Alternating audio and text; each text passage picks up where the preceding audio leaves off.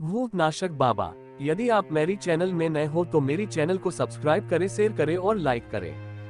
धन्यवाद। सालों पहले माधोपुर और श्यामपुर के जंगल तक भूत प्रेत की कहानियां फैली हुई थी। पास के ही गांव के लोग इन्हीं जंगलों में अपने जानवर चराते थे, लेकिन भूत के डर से शाम होने से पहले लौट जाते थे। एक दिन राजीव भी उसी जंगल में अपनी बकरियों के लिए घास लेने के लिए गया था।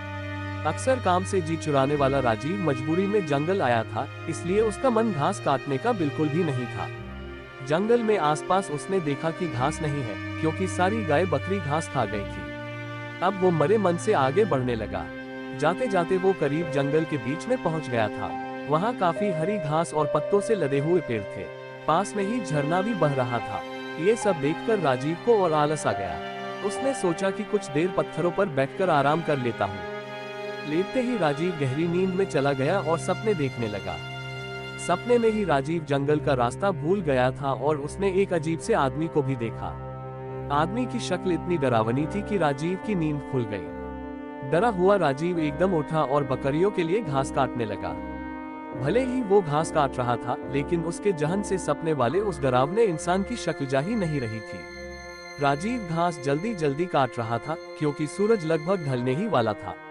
उसने कुछ देर बाद दो लोगों की आवाज सुनी। वो दौड़ता हुआ उस आवाज की तरफ बढ़ने लगा।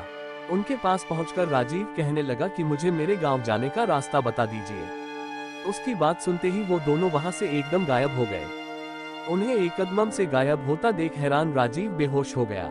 कुछ देर बाद जब राजीव को होश आया तो उसने अपने सामने वही सपने वाला डरावना आदमी देखा। उसकी आंखें लाल रंग की थी और दांत बाहर को निकले हुए। किसी तरह से खुद को संभाल कर राजीव वहां से पागलों की तरह दौड़ने लगा।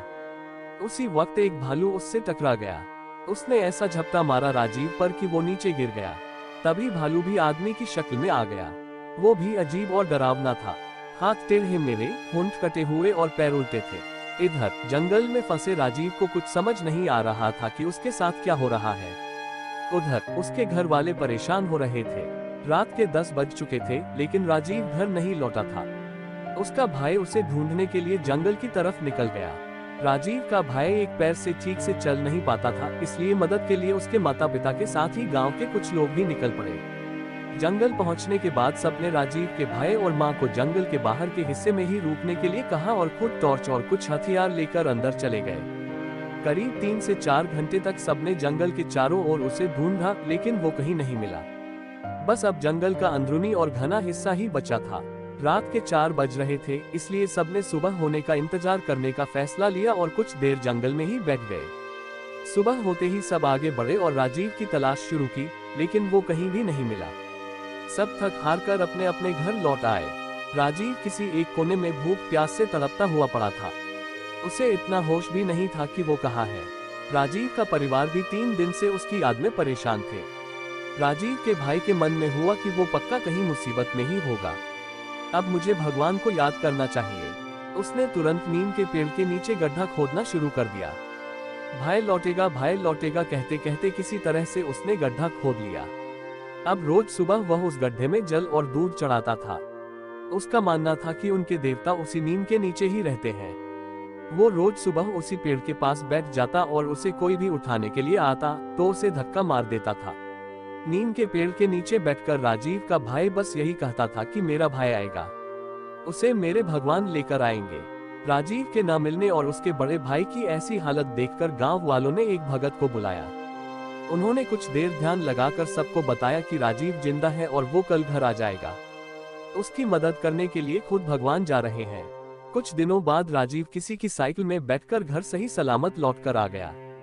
उसका शरीर इतना कमजोर था कि उसे अस्पताल में भर्ती करना पड़ा। करीब 3 बाद उसकी तबीयत ठीक हो गई। अब राजीव के भाई ने पूछा कि तुम्हें क्या हुआ था और किस तरह से तुम बचे। राजीव ने बताया कि उसे जंगल में भूतों ने घेर कर रखा हुआ था।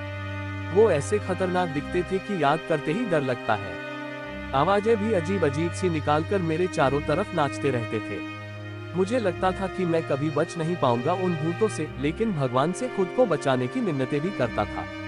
तभी ऐसा लगा मानो भगवान ने उसकी पुकार सुन ली हो। उस दिन घोड़े के पैरों की आहट और उसके हिनहिनाने की आवाज आई। सभी भूत ये सुनकर शांत हो गए। घोड़े पर एक आदमी भी सवार था। उसके हाथों में तलवार थी। उसे देखते ही सारे भूत भागने लगे। वो अपनी तलवार से एक एक को मारते हुए आगे बढ़ रहे थे। फिर उस घुड़सवार ने मेरी तरफ देखते हुए कहा कि मैं तुम्हारे लिए ही आया हूँ। अब किसी तरह की चिंता मत करना। सुबह होते ही तुम्हें कोई न कोई लेने आ जाएगा, अभी तुम आराम करो। राजीव ने आगे कहा कि उनकी इतनी बात से ही दिल को सुकून मिल गया था। वहां से सारे भूत भी भाग चुके थे, इसलिए मैं बिना किसी डर के सो गया।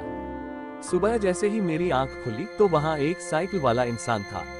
उसने मेरी तरफ हाथ बढ़ाकर कहा कि तुम्हारा घर कहाँ है, बता दो, मैं तुम्हें वहां पहुंचा दूंगा। उसके बाद वो मुझे घर ले आया। कहानी से सीख, भगवान पर अटल विश्वास हो तो वो भक्त की मदद करने के लिए किसी न किसी रूप में जरूर आते हैं। पूरी कहानी सुनने के लिए धन्यवाद।